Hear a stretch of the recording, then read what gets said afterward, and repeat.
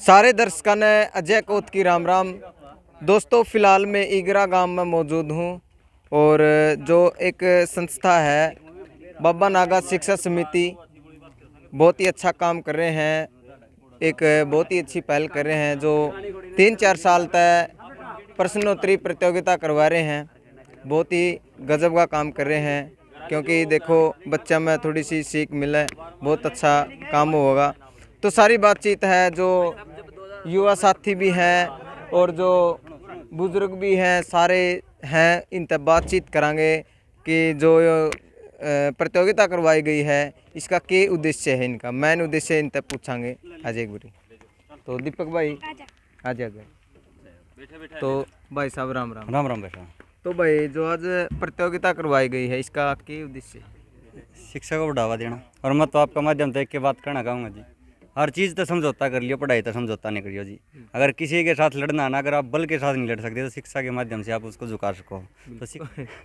तो भाई साहब जो बच्चे की प्रतियोगिता करवाई गई है कितनी के उम्र है उनकी? जो तो यह प्रतियोगिता थी जी, पहली क्लास से लेकर 12वीं क्लास तक अलग अलग क्लास का अलग अलग पेपर था।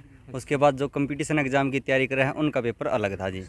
और यह पेपर था ऑप्शन टाइप पेपर लिया गया था।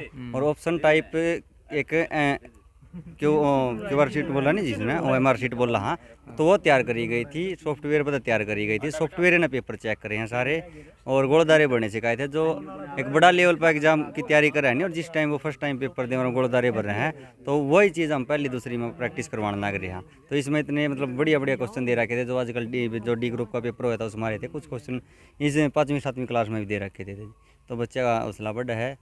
इस प्रकार की प्रतियोगिता कराऊँ तो बहुत सारे बच्चे भाग लिए जी, बढ़ चढ़ गए इसमें। तो जैसे गांव के हैं, आसपास के जो गांव हैं उसके भी हैं? तो गांव के तो हैं ही हैं जी। गांव गुवांडा के कागसर है, पोखरी खेड़ी है, सिरसा खेड़ी है, बीबीपुर है, बुवाना तभी आ रहे थे जी, अचखंडा तभी थे, जामनी तभी थे, लगभग 7-8 गाँव में आ रहे थे जी पेपर देने। अच्छा, तो नू बता, जो बाबा नागा शिक्षा समिति है मतलब इसकी शुरुआत कब तक करी थी? लगभग 4 साल पहला करी थी जी। यहाँ पर अपना गुवांडा पोखरी खेड़ी पुष्कर शिक्षा समिति है, उनको देखते हुए, वहाँ के प्रोग्राम को देखते हुए हमने छोटी सी मुहिम चलाई थी। और जब तो 2-4 जने ही थे और आज एक बहुत अच्छी टीम बन रही है, लगभग 25-30 जने हैं इस टीम में और अच्छा काम करे, अच्छा सहयोग करे मैनेजमेंट। बाकी आपने आज देखे ली, हाँ। बढ़िया चीज़। तो जो दर्शक हैं उनको क्या संदेश देना चाहोगे? हम तो यही कहना चाहेंगे जी, जो हमारी वीडियो देखना, भाई की वीडियो देखने लग रहे हैं, कि हर गांव में इस मुहिम को चलाओ, हर गांव में एक शिक्षा समिति बनाओ, ताकि बहुत सारे विद्यार्थी, मैं एक छोटा सा उदाहरण दे देता हूं आपको कि +2 करने के बाद बहुत सारे विद्यार्थी ऐसे हैं जो आगे ग्रेजुएशन में एडमिशन नहीं ले सकते। मान लीजिए SC कैटेगरी का बच्चा अगर एडमिशन लेने जाओ लगभग 4-5 हज़ार रुपये लगा है। अगर ग्रेजुएशन करना चाहे इग्नू यूनिवर्सिटी SC कैटेगरी वाला की सिर्फ 500 रुपया में ग्रेजुएशन करवावा है।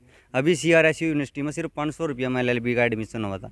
अगर BC और जनरल का 70-75 हज़ार रुपया में। तो उन बच्चों को भी हम जागरूक कराएं। SC वाले को मैंने 2-3 बच्चे एडमिशन करवाए की तरह, तो 500 रुपया में एडमिशन हुआ है, LLB में ले लो। भविष्य में क्या मानो बड़ा वकील बन जाए कि उसका टर्निंग पॉइंट हो उसका ज़िंदगी का। तो इस प्रकार भी हम कोशिश करा हैं, जो बच्चे मतलब रह जाए उन चीज़ों तो वंचित, तो उनको भी जागरूक करा। बिल्कुल। देखो भाई, जो बच्चे हैं सभी को जागरूक कर रहे हैं और बहुत ही अच्छा काम कर रहे हैं जो प्रतियोगिता करवा रहे हैं। तो और भी जो हमारे साथ युवा साथी उनसे ही बात करांगे। तो पहले तो आजा।